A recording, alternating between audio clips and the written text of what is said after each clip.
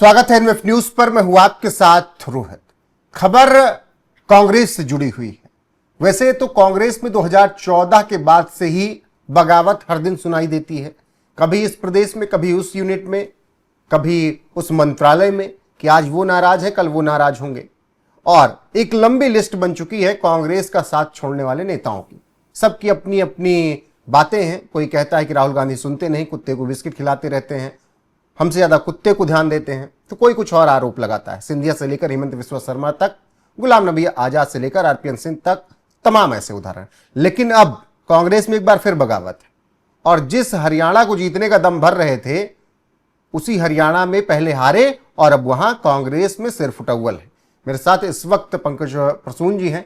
हरियाणा में कांग्रेस के अंदर क्या कुछ चल रहा है, इसी पर चर्चा करेंगे। पंकज जी, अब कांग्रेस में ना चुनाव है ना कुछ नहीं, फिर इतनी मारपीट, हाय तौबा हरियाणा में क्यों है कांग्रेस के अंदर? नहीं, चुनाव है, बिल्कुल है। हरियाणा में नगर निगम के चुनाव होने वाले हैं और उसे लेकर ये पूरी तरह उठापटक चल रहा है। ये खबर तो लगभग भारत में हर किसी को है कि हरियाणा कांग्रेस में 3 गुट हैं। कुमारी शैलजा गुट और सुरजेवाला गुट और एक जो हुड्डा बाप बेटे हैं। जो लोकल पर, जो हरियाणा कांग्रेस पर हुड्डा जो है, भूपेंद्र सिंह हुड्डा, दीपेंद्र हुड्डा, इनकी ज्यादा पकड़ है। और कुमारी शैलजा और सुरजेवाला वो आला कमान के भरोसे हैं। यहां तक सब कुछ क्लियर है। अब हुआ ये कहानी शुरू होती है पिछले राज्यसभा चुनाव के दौरान। हरियाणा कांग्रेस के 5 विधायक ने क्रॉस वोटिंग की। उसमें रेणु बाला भी थी, मोहम्मद इलियास थे, मोहम्मद इजराइल थे और 2 लोग और थे। तो इन लोगों ने जब क्रॉस वोटिंग की तो कार्रवाई की गई कांग्रेस की तरफ से। अब खबर यह है कि कांग्रेस ने कार्रवाई की, इनको अपनी पार्टी से निकाल दिया, लेकिन इनको बैकिंग है इन 5 विधायकों को आज भी। क्रॉस वोटिंग करके बीजेपी को वोट दिया, लेकिन खेला किसी और ने किया था।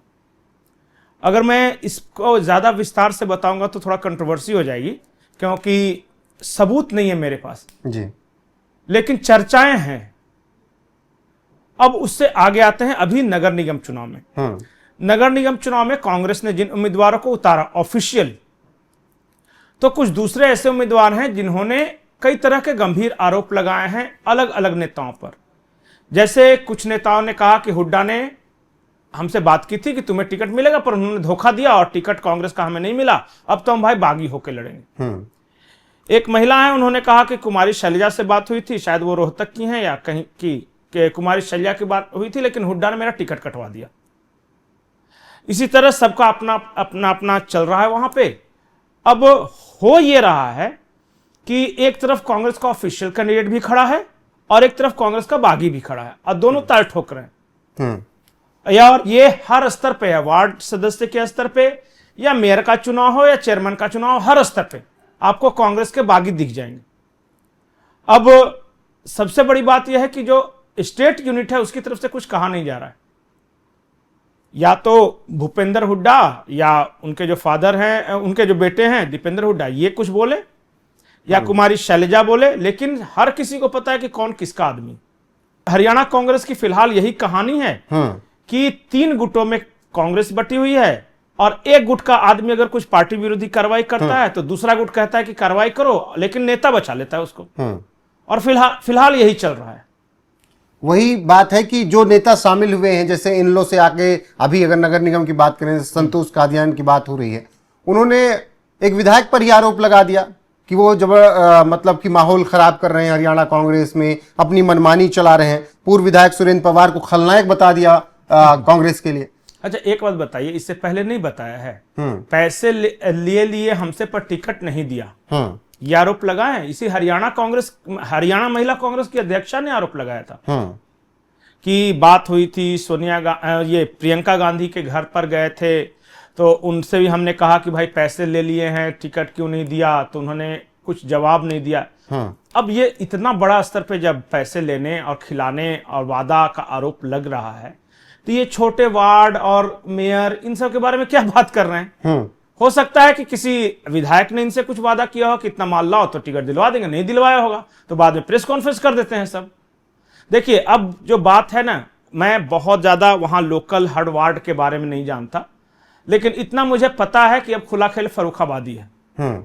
कि जो भी ऊपर का पदाधिकारी है वो कहता है माल दो, टिकट दिलाएंगे, नहीं देते तो फिर जो जिसने पैसे दिए वो प्रेस कॉन्फ्रेंस कर देता है। जी बिल्कुल पंकज, इन्होंने वादा किया था।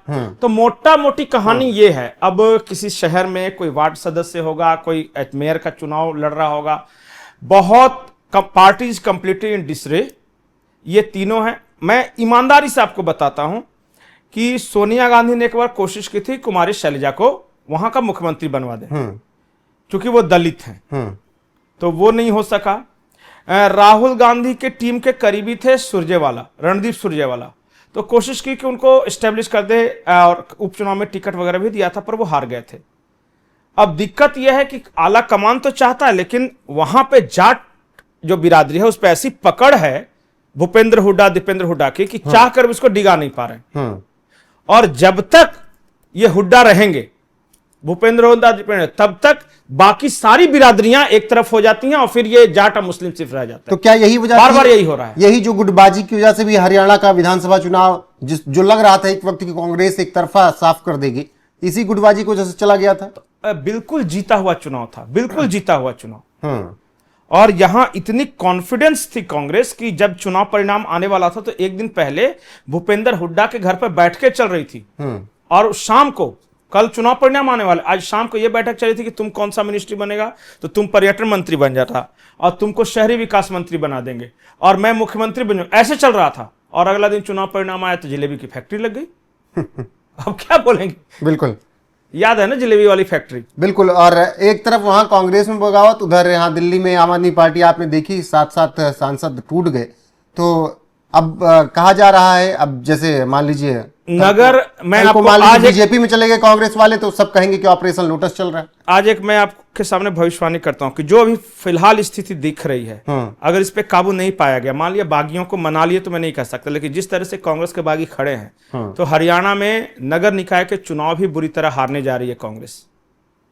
यानी कि अब जिस तरीके से माहौल कांग्रेस में बन रहा है, बड़े स्तर पर तो एक दूसरे से लड़ाई चल ही रही है। अभी हाल फिलहाल में किस तरीके से एक दूसरे पर आरोप प्रत्यारोप बड़े नेताओं ने किए वो आपने सुना ही, वही हाल नीचे भी है। मतलब जब बड़े वाले करेंगे तो नीचे वाले तो फिर छूटे हुए हैं, वो कुछ भी बोले कुछ भी करें। तो हरियाणा कांग्रेस सोनीपत में तीनों गुट आपस में लड़ भिड़ रहे हैं। बाकी जो अपडेट आएगी आप तक जरूर पहुंचाएंगे। इस वीडियो में बस इतना ही। बने रहिए हमारे साथ लगातार। नमस्कार।